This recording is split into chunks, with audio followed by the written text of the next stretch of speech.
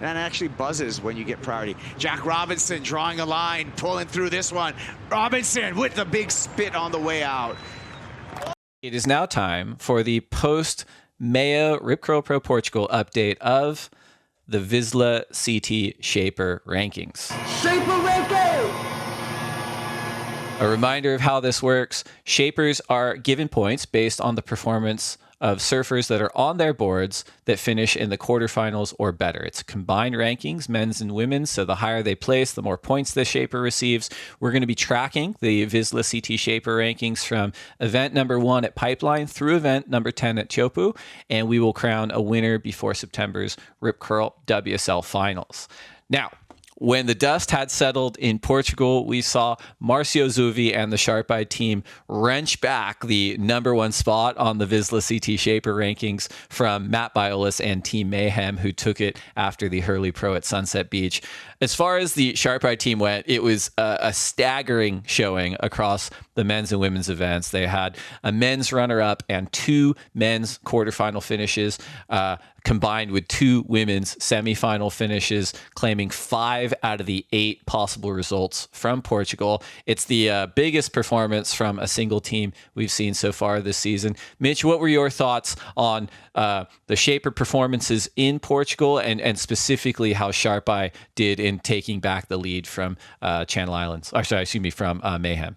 Yeah, well, I mean, props to them because they've been dominating for the last few years, and it's much more noticeable now, especially with Jack Robinson in another final here in Portugal. But big props to the 2 local shapers from California, too, getting both of their women into the final. Chris Borst from Oceanside, California, and Tim Stamps from Huntington Beach.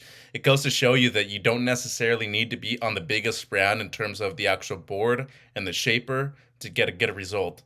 I think you're guaranteed good surfing when you're getting on one of those boards if you're an elite level surfer, Dave. But this is just a demonstration of what an actual relationship with your shaper on an intimate side can develop into a transition into a championship tour status surfer. And we're seeing it with both Courtney Conlog and Chris Borst. Caitlin Simmers and Chris Borst, and Courtney Conlog with Tim Stamps. I like it. I also want to give a big prop to Glenn Pang from TNC. Sally Fitzgibbons also made the quarterfinals on the women's side, so he got some points on the board as well.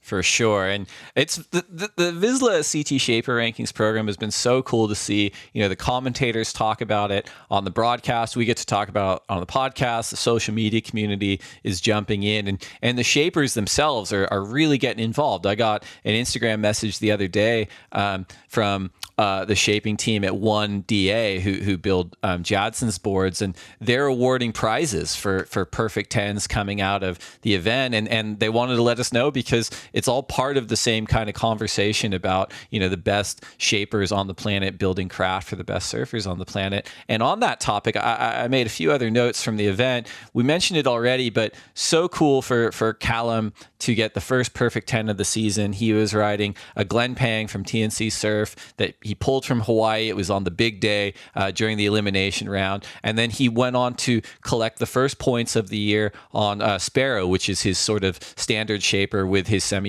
finish. Very, very cool. And like you said, he might be the only surfer on the Sparrow team on tour at the moment, but it doesn't mean that you can't collect points. It doesn't mean that you can't move into the conversation. And I want to mention something, too, about Callum that I think is really exceptional. You asked me a few episodes ago, Dave, what was my quiver like when I was doing the QS and traveling? I had a low income, you know. I wasn't able to make enough money to support myself to eventually pursue the highest of the upper echelon. I'm talking about which were formerly known as the 6-star primes, now known as the Challenger Series events. Once I made it there, I had to make a financial decision whether or not it was better to go to college and pursue something else within the sport of surfing than continue to be a professional surfer. Props to Callum, man. It goes to show you, he's still riding his local shaper, a guy that's probably shaped his boards for a long time, goes to Hawaii, grabs the boards from a local shaper over there. He probably has to pay for them, and because he has to pay for them, he appreciates them to the largest of severities because, look, he goes to Portugal, brings a board that was actually designed for Hawaii, to Europe, rides it, gets a perfect 10 on that board, and then goes back to his normal shortboards afterwards. This is a sign of resiliency, and to everybody that's listening, this guy still does not have a main sponsor on his board. It's a great note. And I loved what you said about the local shaper component from Hawaii. I remember the last time we caught up, we were like, are we going to see the same thing happen in Portugal? And we were a little bit unsure, but we did actually see a local shaper based in Peniche, originally from Germany, with Fatum surfboards. They put points on the board following Yolanda Hopkins's quarterfinal finish. So I thought that was really cool. And, as we said, like the European surfing community is so strong. There's elite level talent, whether it's coaches, surfers, shapers, and it's cool to see that validated on the elite field. I did not see that coming at all. What about you, Mitch? No, I remember you sent me that text the other day, and I was so stoked. I was like, wait, a German guy that lives in Portugal now, and he's a shaper, and he's a Yolanda shaper? Because I've seen her for a few years now, and I didn't even realize that was the case. So great for them. It goes to show you that we should real quick. I had to look it up. We should call out the shaper's name. It's Yero Tragaching, and I definitely pronounced that wrong. But congrats to you guys. Like, that's so cool. But sorry, Mitch, you finished your point. I didn't mean to interrupt. No, I appreciate that, because props to him. You come from a non-surfing country, you go to a big surfing country like Portugal. Expectations for yourself are usually high. Maybe for the people around you, they're not as high. But once you start developing boards and somebody gets a good result on them in terms of competition, people are like, okay, this guy that maybe doesn't come from an original surfing background can actually make a great board. Why don't I try one? Next thing you know, that person's riding it on the QS. They might make it even on to the CT eventually too. So I love these stories. That's what we're here about. That's what surfing's all about. Couple other odds and ends before we round out this episode's Vissla CT Shaper Rankings segment. Sammy Pupo, whose brother Miguel Pupo on tour. Their father was a touring surfer and is a world-class shaper in his own right. Both the boys have ridden OHP boards in the past. Miguel, over the last couple of seasons, has been part of that juggernaut Sharp Eye team. Before Portugal happened, we saw his brother Sammy Pupo riding Sharp Eyes, warming up on the Belgish side of the peninsula in Portugal. He ended up riding those to his best result of the season, the quarterfinals. What do you think about the move for Sammy there, Mitch? It's an interesting one, Dave, because we talked about it during the opening part of the season at Pipeline that, he was sticking to his father's designs, and it just seemed like after Sunset Beach, when he didn't get the result that he was kind of expecting there, especially coming off of a Rookie of the Year performance last season. He knows that he's a top 10 surfer when it comes to competing. Talent-wise, I would have to say he's very comparable to Joao Chianca, who is currently number 2 in the ranks. I don't think it's a bad move. The one thing I will say, though, is that you're going up against a lot of great surfers within your own surfboard team that might have highlighted performances that are better than yours. And that could also come with free surfs, such as Jack Robinson, such as your older brother Miguel, and obviously Kano Igarashi being a juggernaut on the team too. So he might not get the most media attention, but that could also be a positive thing for him. Take away a little bit of the limelight when it comes to the actual industry side. That could cement his position on the CT for years to come, Dave. It's interesting, Mitch. I wanted to ask you another question about this too, because you were a touring competitor as well. Obviously, you've mentioned a few times you didn't have the same financial support that a lot of the other traveling surfers did in terms of getting equipment. But I am curious if you noticed when you toured, was there a little bit of a lemming culture, right? Where it's like everyone's like, that person keeps winning on those boards, I need to get on those boards.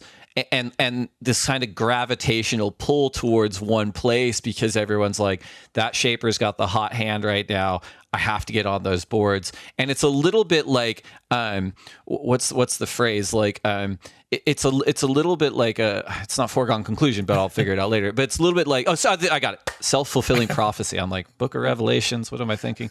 No, it's a little bit of a self-fulfilling prophecy, right? Like if one surfer's doing well on a board brand and everyone's like, I got to get on that brand, and that brand gets even more people on it, then the results are constantly going to be higher. And so again, it reinforces the belief. I'm wondering if you noticed that when you were touring as well, or if this is sort of a newer phenomenon. No, it's been around for a while. I would have to say during my time doing the QS, I was a big Channel Islands guy originally, and not to say that I'm not at the moment because I still ride a few of their boards. But when I saw, Kalohe and a lot of people having a lot of success with Mayhems, especially a guy that was around the same age group as myself, Ian Crane. I remember him and I used to do the QS a lot together within the same region.